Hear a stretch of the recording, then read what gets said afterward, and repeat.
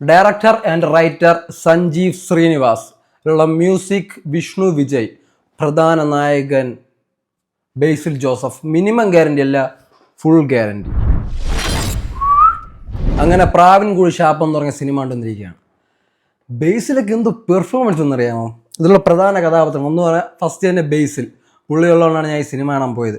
അത് കഴിഞ്ഞിട്ട് സൗബിനുണ്ട്, ചെമ്പൻ വിനോദുണ്ട്. ഇതിലുള്ള പ്രധാന സ്ത്രീ കഥാപാത്രമായിട്ട് പറയാനുള്ളത് ചാന്ദിനി ശ്രീധരൻ എന്ന് പറഞ്ഞൊരു നടിയാണ്.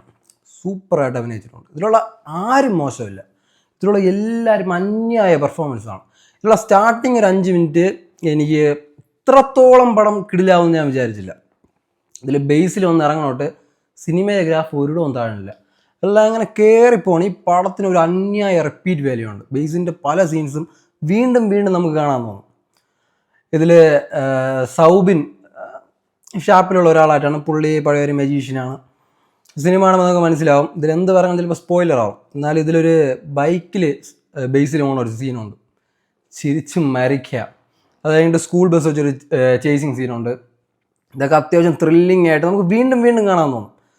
ഇതിലൊരു ടെക്നിക്കൽ സൈഡാണെങ്കിലും ഇതിൻ്റെ എഡിറ്റിംഗ് ആണെങ്കിലും ഇതിൻ്റെ മേക്കിംഗ് ആണെങ്കിലും എല്ലാം പൊളിയാണ്.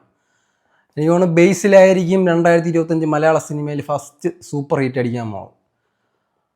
ഇതിലെല്ലാവരും ഓരോ എക്സ്പ്രഷൻ ഉണ്ട്. ഇതിനകത്ത് പോലീസ് സ്റ്റേഷൻ, ഷാപ്പ്, പിന്നെ ഒരു വീട്, ഇതൊക്കെയാണ് മെയിനായിട്ടുള്ള സ്ഥലങ്ങൾ.